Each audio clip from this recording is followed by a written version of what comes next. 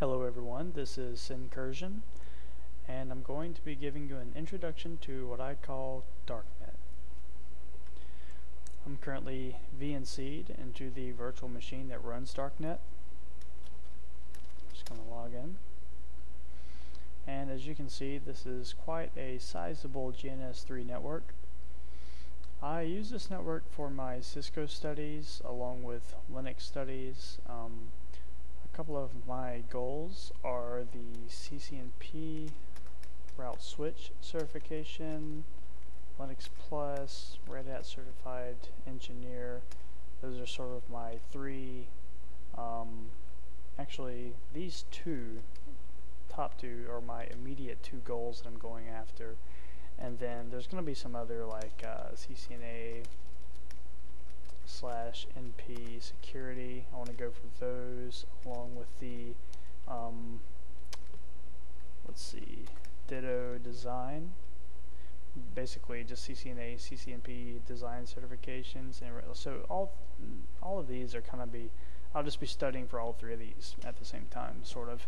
But these are my two immediate certifications I like to go for. And basically Darknet is sort of the home for, you know, just labbing and testing, and a little bit more than that though. You know, I'm trying to make this a network that is sort of a nice little project to be able to come back to and look at and say, wow, you know, I've really done a lot of stuff here. And along with that, I have a good friend of mine. I've known him for some time actually. I'm just going to refer to him as Dark Whoopi because that's his in-game name or his online alias, if you will.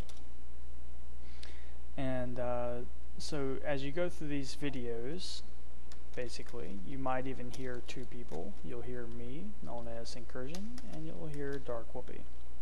In this video you're just going to hear me, and I'm going to give you an overview because later on I'll be covering things that I learn as I'm studying, maybe that you know, EIGRP routing, OSPF, etc., etc. But so anyway, just as a brief overview, we have GNS3 running here. A lot of different routers. Most of these routers are powered on. Actually, at the moment, these guys are not powered on. This is Ubuntu. I believe it's 13.04. If I just do a cats real quick, this is 12. Did I say 13? It's 12.04. It's the quote-unquote stable version. You know, if I could go back in time, this would actually be Xubuntu and not Ubuntu. I've come to sort of dislike the interface of Ubuntu. I haven't had any issues with it on this server, so I should be happy for that much. But for my, I do run Xubuntu on both my desktop and my laptop, and I'll never go back to Windows. I love running those natively, but I originally tried to go with Ubuntu, and I just had a lot of issues. I don't know if it's memory leak or whatnot, but I just, you know, it would freeze up every once in a while, and it seemed to be related to the interface. And Xubuntu has been beautiful. And not only that, but I actually kind of prefer it. You know, you can't really get rid of this here. And in Xubuntu, I just have this nice little taskbar at the bottom of my screen. It's a little bit smaller than the taskbar for Windows. And anyway, that's getting way off topic. So in this network, we have VirtualBox guests that are embedded inside the GNS3 network. These guests are a large combination of Windows virtual machines, Debian. We have a CentOS with some plans in mind. We have Windows Server being ran. We actually have 3 different Windows Server 2012s being ran. I'm guessing these are, yeah, I believe these are all 2012s. The reason why I'm unsure, and I guess I haven't really given a good introduction of me and Dark Whoopi. Dark Whoopi does, he is a Microsoft network engineer by profession, and I'm more on the Cisco side. But because we're good friends, I mean, why not work together and sort of mutually learn from one another? And this Bicorp section here, this is a perfect example of how we are working together, and I'll go into that into detail here in just a minute. But so there's that. A lot of these virtual machines up top here in Bicorp are for Dark Whoopee because he uses those for his Windows servers. And we have some Windows 7 virtual machines here using Bicorp. And I guess for me to really start digging into the guts of Darknet, I should start where Darknet started, which is right here in the backbone. I started with the core. And there was actually a version of this network before the current version, but I didn't really like it. It was a bit smaller, and I realized this is a lot of devices just to have as a quote-unquote core.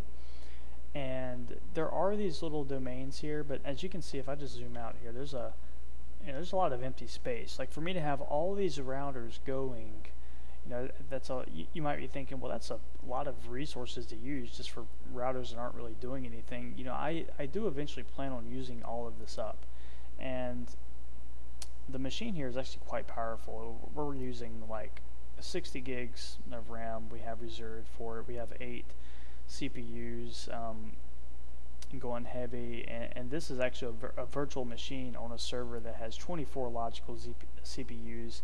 It's there's 2 Xeon processors that have 12 cores each, and with hyper-threading, that's 24 logical CPUs. So it's perfectly fine. I mean, we have plenty of hardware to handle this, and on top of that, I'll show you a little bit later. I have some scripts running that really bring this down to a nice. You might notice everything's kind of hovering around the just beneath the 50% line here, and if I go and show you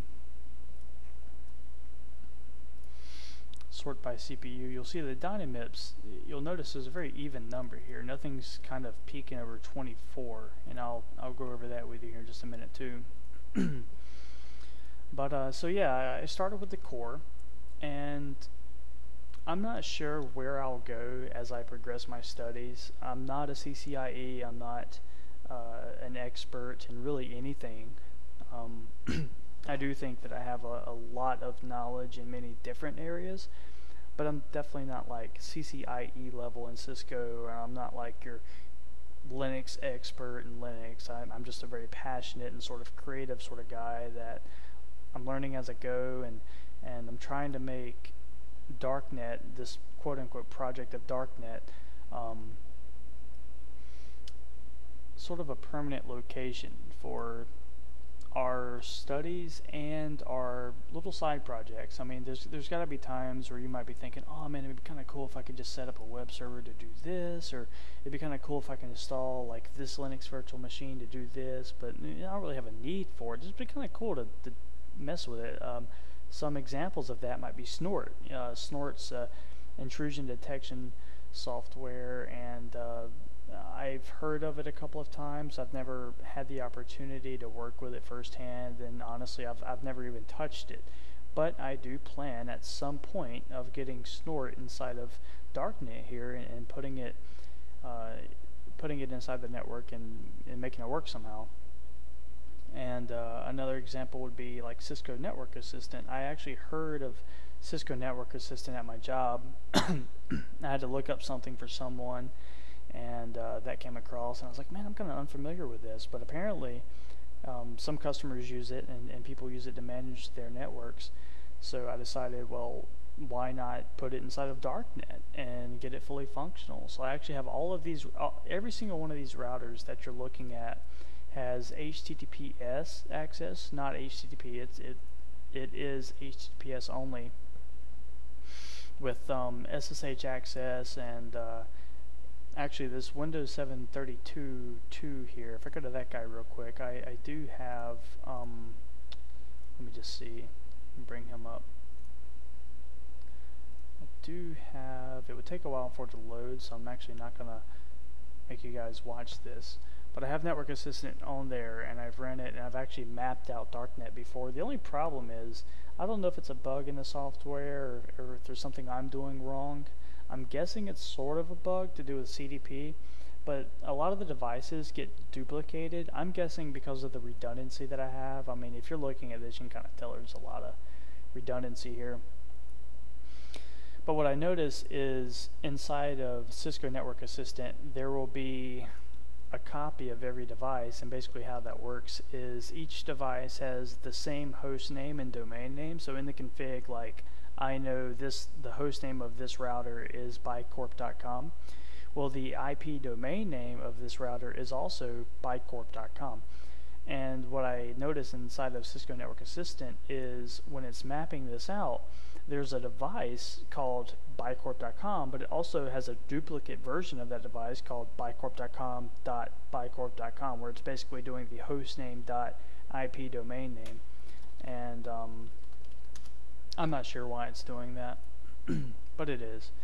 So I had these big dreams to where I could get Cisco Network Assistant to just map out my entire network, and then I could draw it to look very similar to how it does in GNS3, and I can make a forum post about it. It'd be cool. And well, all those dreams are kind of shattered, because when I actually do map out the network, there's 2 of every device I have, and it looks really crappy. But I'm just happy that it is able to map out the network, and at least it is connecting to all the devices, and there are some pretty cool things that I can do. So I do plan on following up more with this. It's just this is just an example of a piece of software that isn't directly related to what I'm doing, but I was able to experiment with, and actually it looks like it didn't take very long to load up here, so I might be able to just give you a quick preview.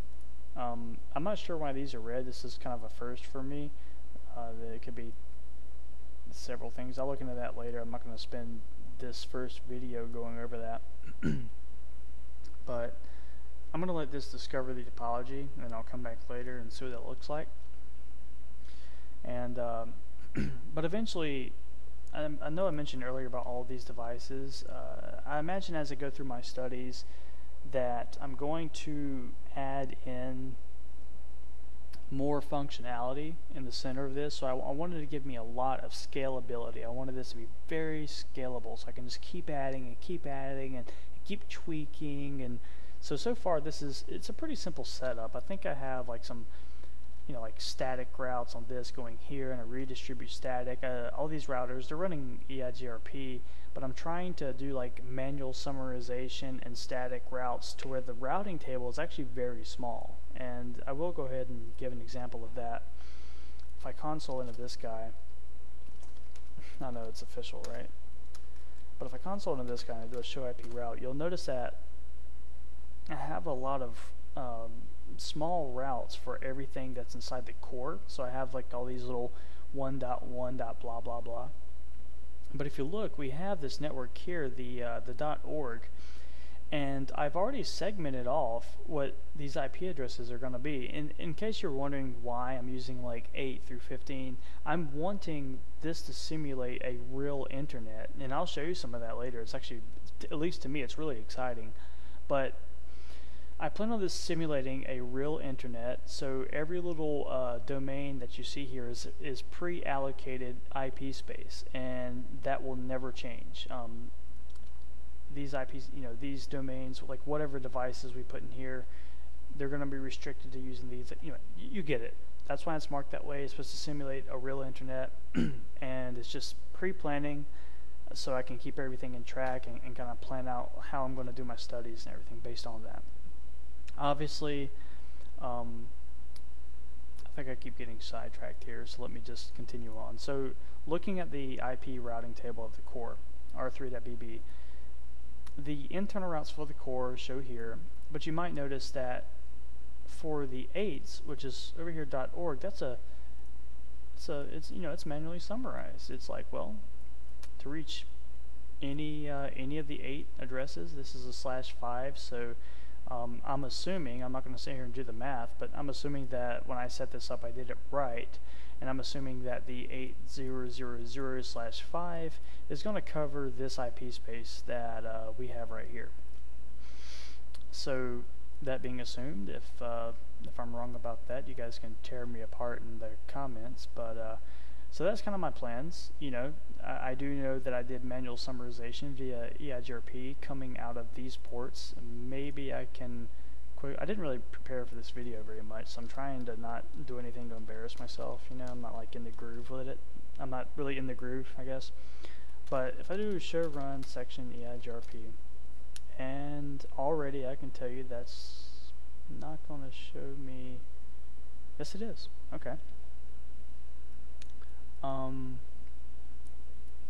Okay, it's showing. I thought that it wouldn't show me the output that I'm wanting because I was expecting only this section here to print out, but you know, obviously these are matches, and even if the section is a one-line section, there's no sublines to this, it's still going to show. So anyway, what I should have done is just shown that interface specifically. But so I do have summary addresses in EIGRP going towards the core. And that's just sort of the design here. I'm trying to keep the routing table small and efficient in how they're routing. And then obviously, once you get, say, inside of here, you may see more routes because this is inside of the .org core.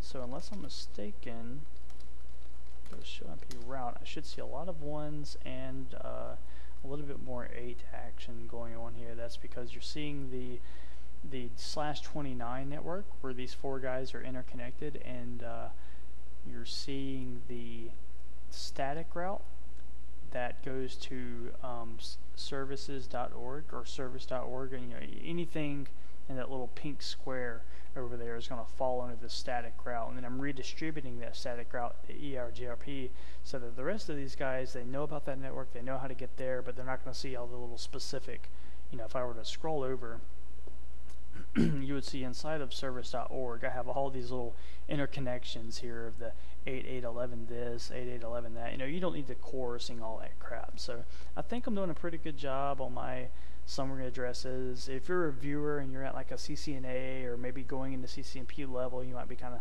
giving me a little virtual pat on the back here because I'm learning as I go, man. I'm doing things, and we have 2 different OSPF areas here.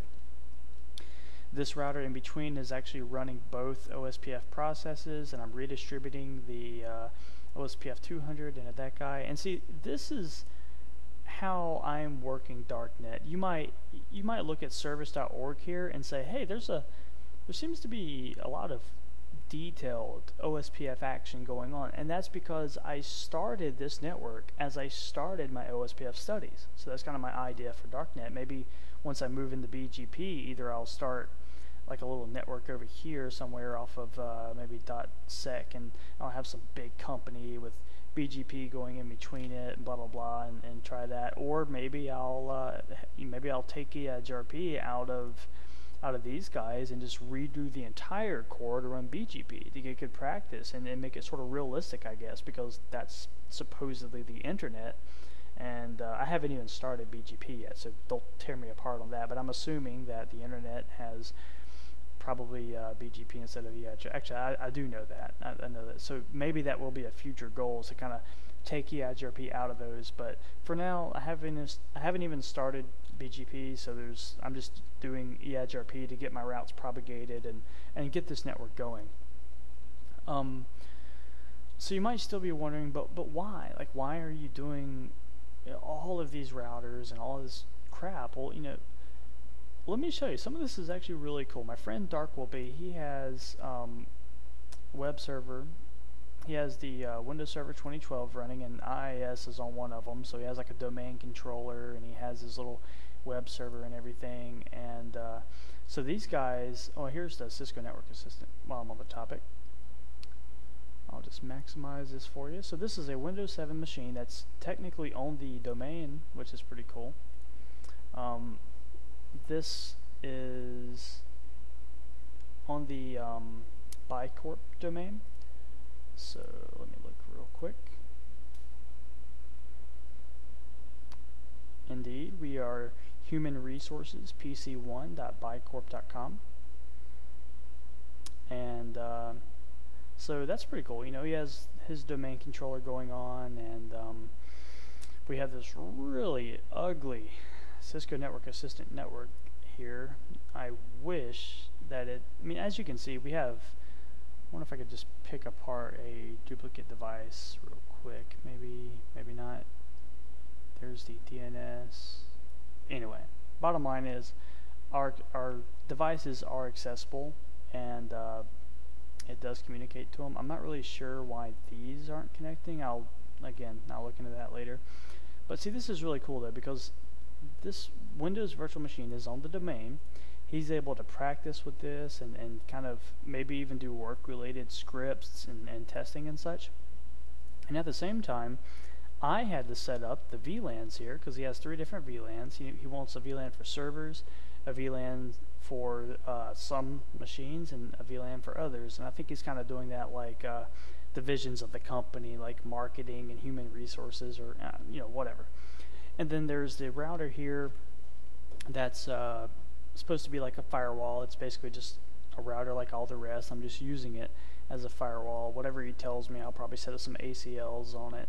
And I will pat myself on the back, because I actually did set up VPN on this firewall, where I can VPN across the quote-unquote internet inside of Darknet here, and access these internal devices. And I will show you that here in just a moment. I also have a working ASA inside of Darknet. It's not powered on at the moment, but you know what? I will power it on just to show you guys. I usually have these running, but the network is so big now that when I start it, I can't just come up here and click the arrow. One second, let me get a sip of water.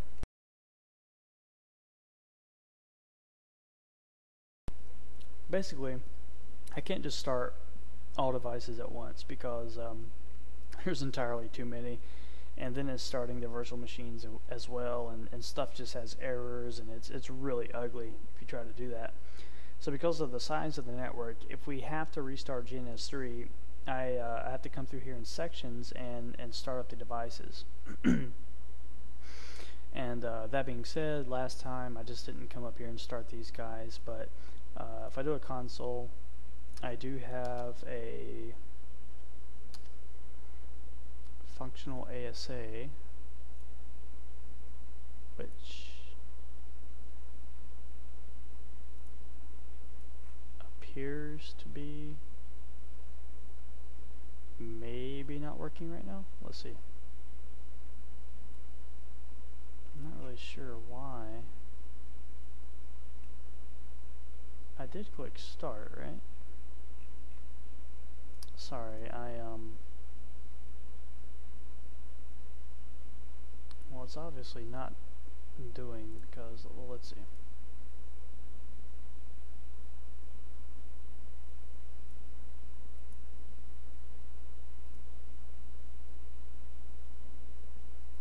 I should see, there we go. I was going to say, like, I should see a core spike up, because I have to limit this.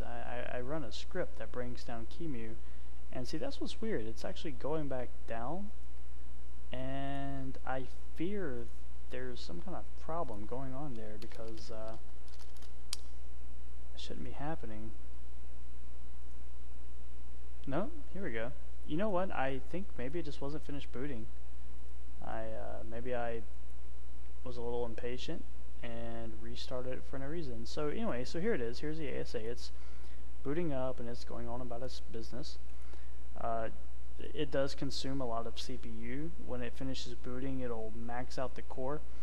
And I guess while I'm on that subject, I might as well go ahead and cover some scripts that I have running inside of Darknet and why. There is what's called CPU limit, and if you've ever tried to set up an ASA in GNS3, you're probably familiar with this. It's to limit how much CPU usage a process is allowed to use. It limits how much CPU it can consume. So I have CPU limit running. You can see there's several of them here, and I have a script to enable that on QEMU for me whenever that starts up, because you're just going to see that it keeps a core maxed out. While I'm on that, let me just start a new terminal here.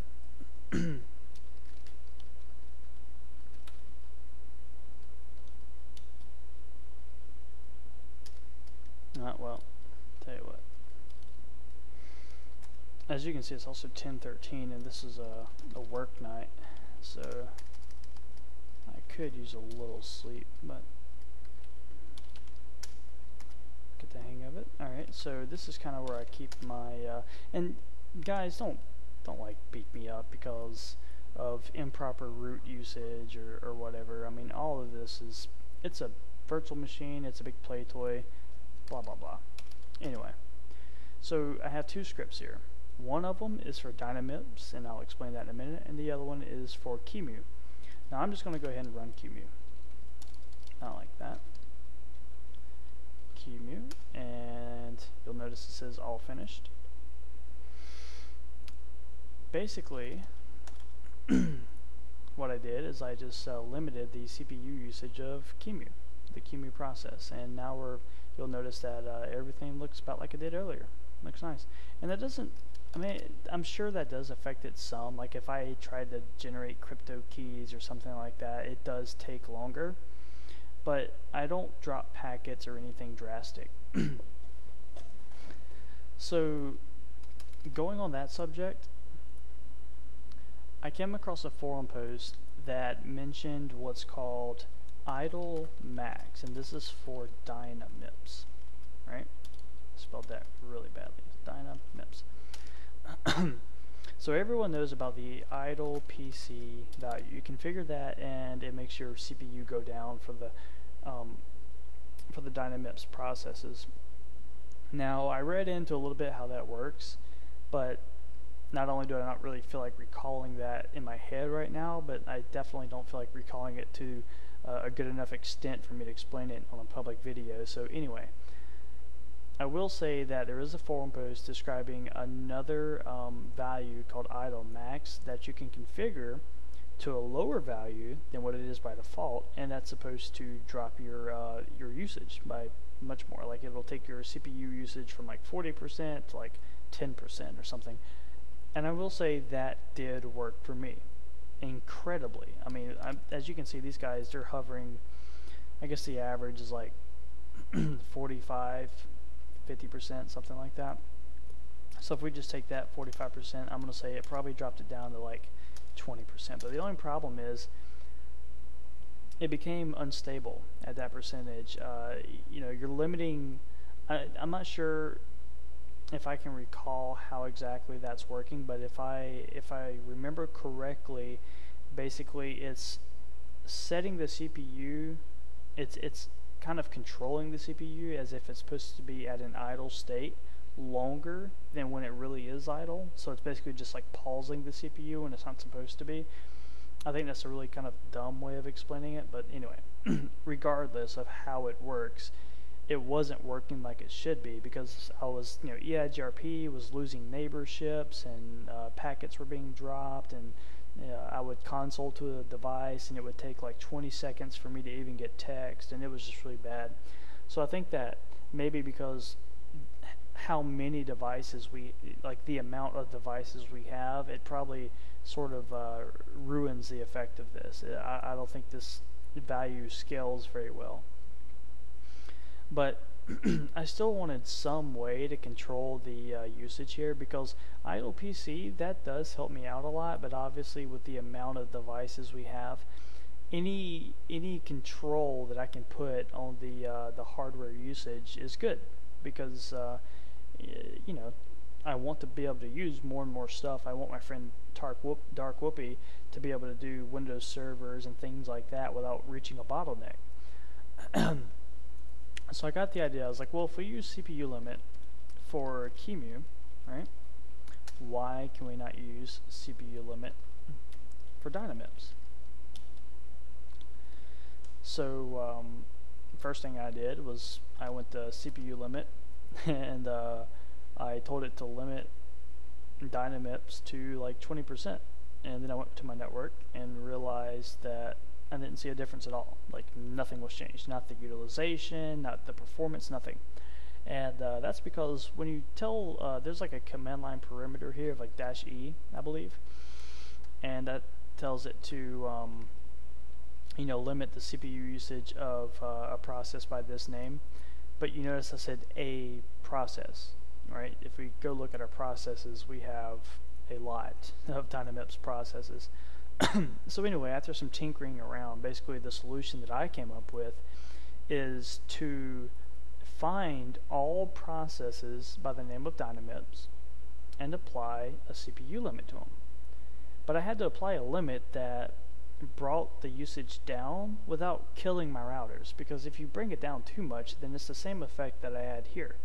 Packets are being dropped and it's just bad performance. But there is a nice little medium area that you can get to where you're bringing down your resources, but things are still working. Now you might get, if you issue a ping or something from device A to device B, then you might get an extra 100 milliseconds delay or something, because these devices there's a slight CPU delay between processing that packet, or routing, or convergence of routing protocols might take a little bit longer, something like that. But in my experience, the network is still working perfectly at the percentages that I currently have. So if I just look here, I'm going to do a nano, I'm going to look at my own script here. Now I am kind of proud of this. I wrote it myself, and I'll go through it with you real quick. But basically, we start off by creating an array of, we just do a process list, and we filter it by Dynamips, and we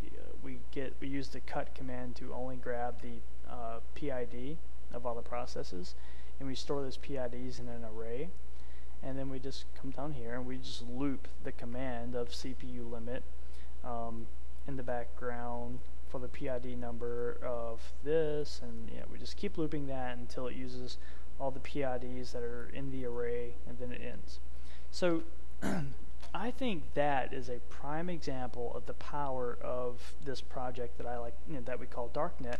Is here I am writing a real, I guess the thing is, like, I guess I'm not completely new to Linux, but 2 years ago, I viewed Linux as this like really alien sort of thing to me. It's like, oh man, I bet it'd be so difficult to learn anything about Linux, and now it's like, I'm running Linux natively on my desktop and my laptop, and anyway. So, I mean, this is just cool to me, being able to create a bash script for an actual purpose inside of here, and watching it work, like a charm. Anytime I need to restart GNS3 and I get all of these devices booted up, I'm looking at my resources, and they're floating up here at like 75%. I just run my little shell script that I wrote, and it brings them all down. So there's that.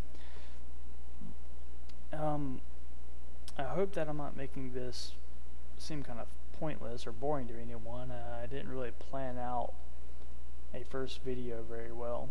My following videos, I do plan, like I said before, I do plan on covering very specific things, and I will think about that a bit before I make the actual video. So it'll be a little bit more organized and informational, and hopefully we can cover some cool stuff, and people will appreciate the videos. But this is just an overview of what I have so far.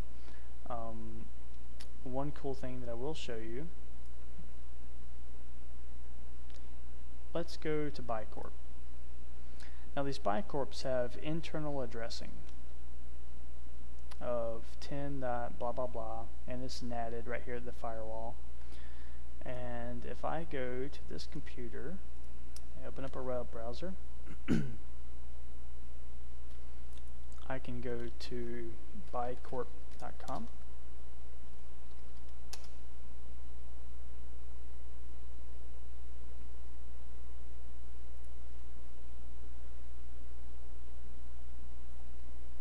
And assuming that everything's working, it should be loading bicorp.com. Of course, I'm recording a video, so there's no telling what's going to happen here. Well, let me go ahead and try something else. Let me do, I do know the internal IP, so I'm just going to try to go straight to that. We're going to do 10.0.5.3. Alright, so there we are. This is the internal IP address. We have bicorp.com, blah blah blah. I think there's a problem with my DNS for some reason. I was at work today and I was trying to access my DNS router, and I noticed I couldn't, so I think this is just verifying that that sucker must be down. This is just a router that I very simply configured to be like a public DNS for us. I just changed the symbol to this because I thought it was funny, and I did make it 8888 because I also thought that was funny. But I'm gonna see if I can take a look here and see what's going on. Seems to be up.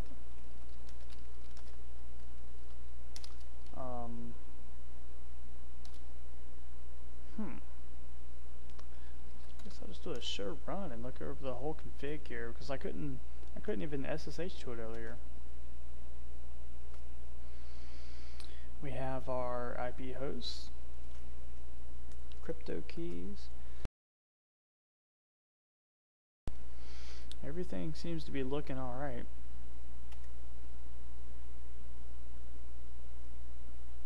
Let me just ping an address here. That seemed to ping just fine. Ping bycorp.com.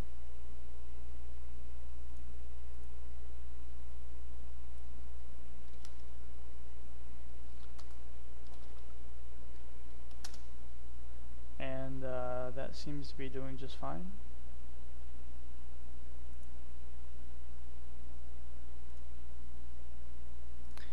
So maybe internally here he has something going on. I don't mess with that. I don't control his server, and I know he was doing some things today. So anyway, moving on. Basically, this is the web server internally. This domain name usually translates this address to this address, but I also have an entry on our DNS server publicly that translates bycorp.com to this router up here, or the firewall actually, and it translates to this address, the 4.11.11.1. And then I have, port trans, or NAT, that static NAT assignment that then goes to the web server. So if everything's working correctly, I should be able to come over here. You'll notice that I have a Windows 7 here and actually a Debian. So let me go to the Debian virtual machine.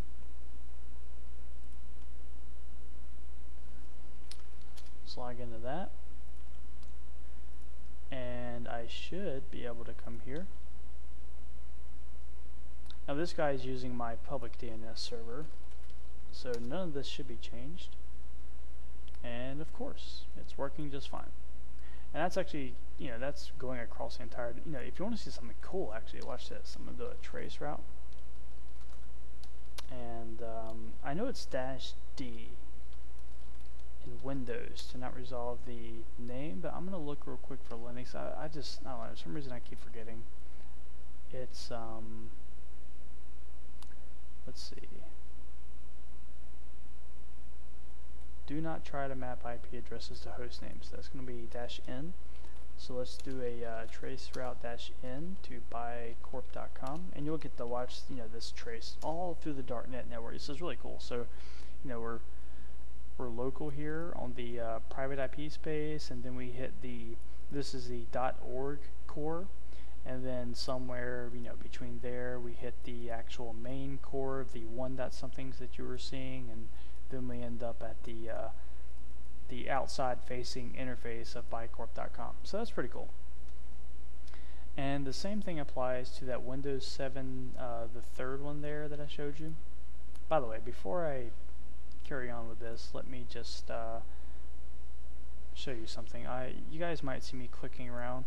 If I right click a virtual machine and I say bring display to front, that used to work, but it doesn't work now. So that's why you actually see me coming through here and doing this. So let me close this. Just as a quick example, I'm going to bring up hopefully a command prompt and not XMS. And ipconfig. So currently this is our private IP address. We cannot ping the web server that was internal to bycorp. But again, patting myself on the back because I did set up a VPN. And just as a quick review here, this VPN connection is going from this machine here, and it's going all through the network and putting me internal to Bicorp here. And so that's actually what's going on. So now that I'm VPN'd in, I should be able to ping the web server of 10.0.5.3. I did not mean to click OK there. That was a mistake, because I don't want to share that via email. Anyway, so I should be VPN'd now. We have an extra address, the internal to Bicorp. So I'm going to ping again 10.0.5.3, and with any luck, I have done this before, by the way, so kind of hoping it'll work. Maybe not. Let's see. Let's do a ping of 10.0.5.2. Okay. This is internal to Bicorp, so that was the domain controller. I'm not really sure why this is blocking ping, but that might not be an issue of mine. This IP is definitely inside of Bicorp, so the VPN and the routing is working. This can be something for me to troubleshoot later. But so that's pretty cool. You know, we have a VPN that's using the supposed internet here to get inside of Bicorp. And I think I'm about to wrap this up. This is just a quick overview. We do have some NP level OSPF going on here. That'll probably be my next overview. These little yellow squares are the notes that I use to kind of just document what's going on. This is basically just my way of studying. The red is usually something that I want to attend to next time I have some availability to get in here and start tinkering around. This red here is kind of my plans to break this serial link and then put a couple little small circles simulating a few ISPs, one going into the .lol domain, one going into the .org domain, and those that'll give me two different ISPs of access from service.org to the core here, and I'm going to use that with OSPF.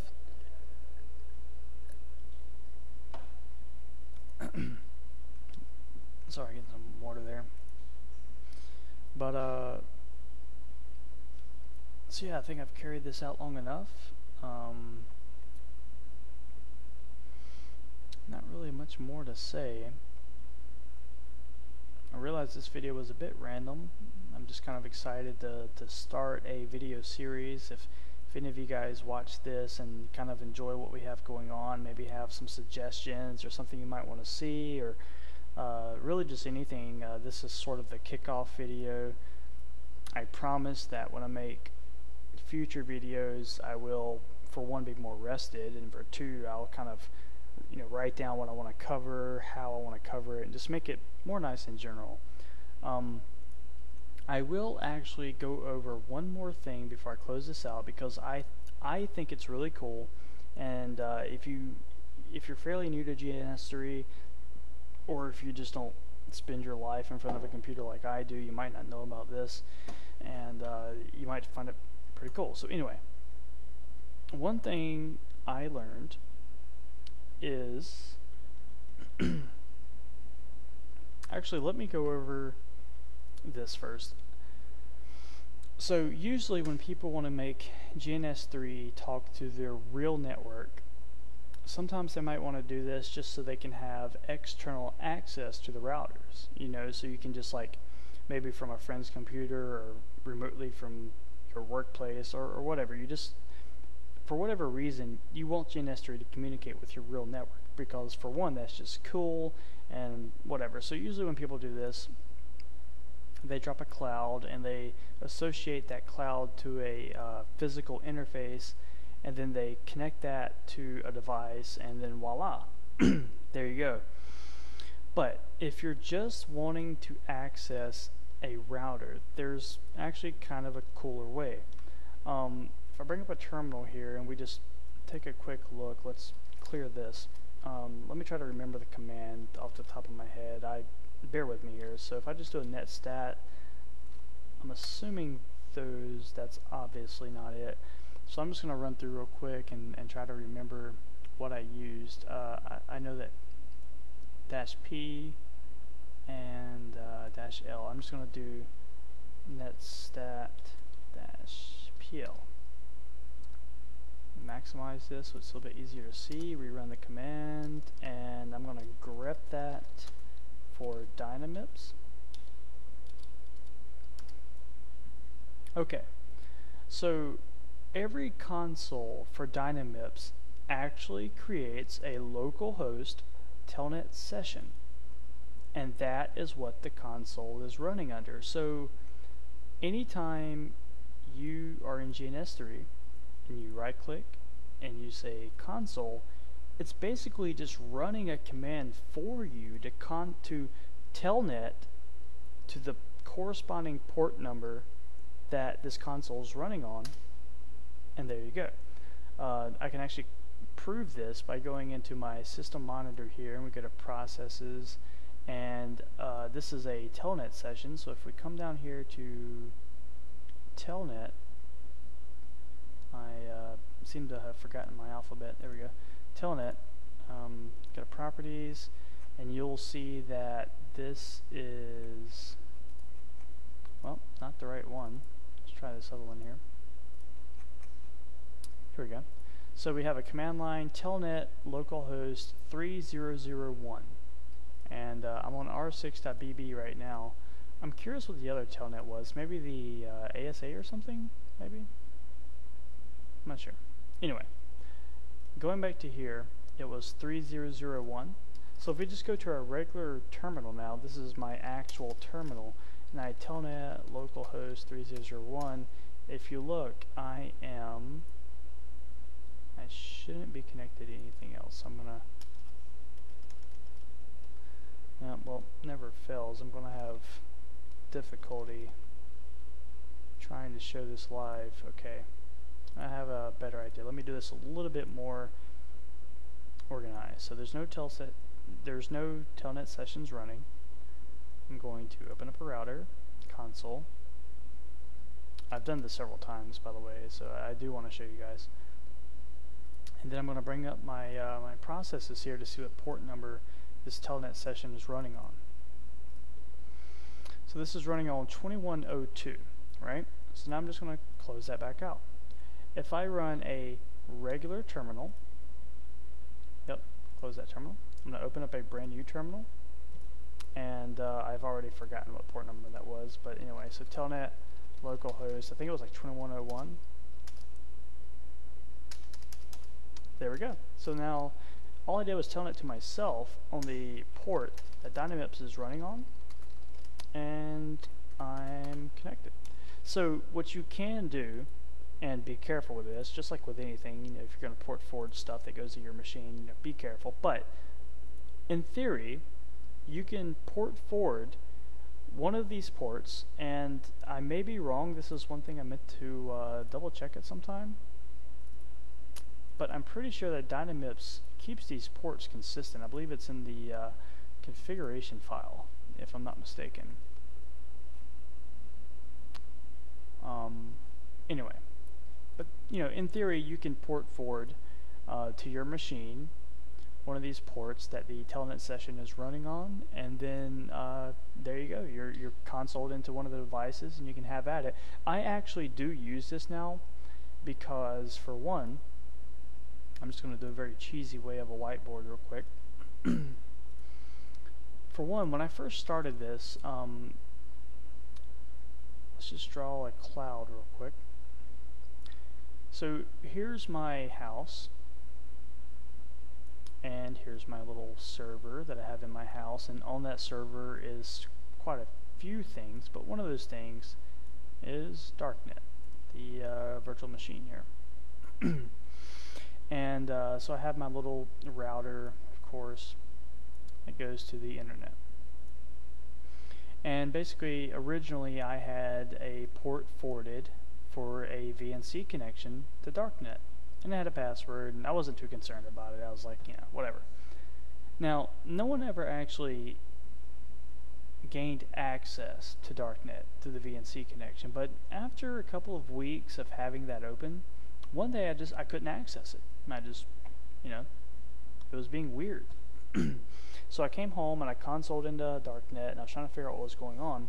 And apparently there was some sort of attack, a DOS attack of sorts or whatever, where VNC, they were sending something, some sort of packet that was causing VNC to like overpopulate the log file. Like it was just making huge like error log files for the VNC connection, and it was consuming the entire disk space of the drive. Like that's why I couldn't VNC to it, and that's why I was having difficulty, is because the machine was slam full off of just error logs in VNC.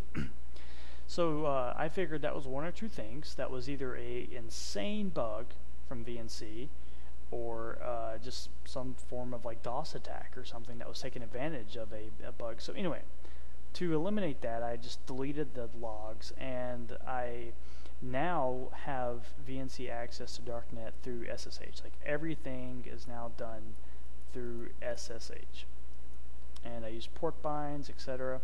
So for example, if Dark Whoopee, can I change colors real quick? Green? Cool. So if Dark Whoopee is here, and he, you know, he SSHs in the Darknet, and he starts a VNC session. So I'm just gonna bring this up here. So he's VNC'd, and you know, he's installing his servers, he's working with the GUI a lot, and meanwhile, I'm also here, maybe at work or whatever, and I SSH in, and then I bring my VNC up, and I see that he's working. Now I want to do stuff, but he's currently working, and there's obviously, you know, there's only one GUI, there's only one mouse, so I don't want to disrupt him. So what I do is I use my SSH session to port bind through this SSH tunnel, one of those Dynamips ports, and then I just, you know, from here I just telnet to myself, I think 2101, blah blah. So I just basically enter this command, just telnet to myself, and then that's forwarded over the tunnel, and then I have access to one of the Dynamips routers. So all this drawing and nonsense that I'm doing, it's just basically going back to the example here in GNS3, to where you know, it is consoling to a local telnet session, and when I'm away I can SSH securely to Darknet, and then just use a port bind to get access via the SSH session. Or, you know, and you don't have to port bind, like you can just SSH in and then telnet localhost blah blah blah, but I like to use the port bind so that I can open up an entirely different terminal and just like keep the SSH session completely separate, so I can, you know, I can do things there if I need to.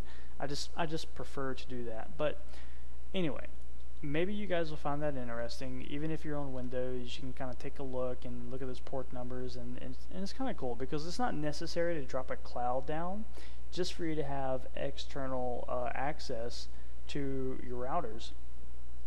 And in any case, that's a little bit safer, really, because if someone connects on that port, they're just restricted to the virtualized GNS3 network. Now there may be some potential behind that, but you know, just be wise about it, and I'm sure you can have some fun. And with that, guys, I think it's safe for me to bring this video to an end. I have a really bad habit of going off on tangents, and then I'm just like eager to show the world everything. So I'm going to bring this video to an end, and again, maybe just drop some comments with some ideas. Let me know what you think, and hopefully you're looking forward to some more subject material out of this. Thanks, and take care.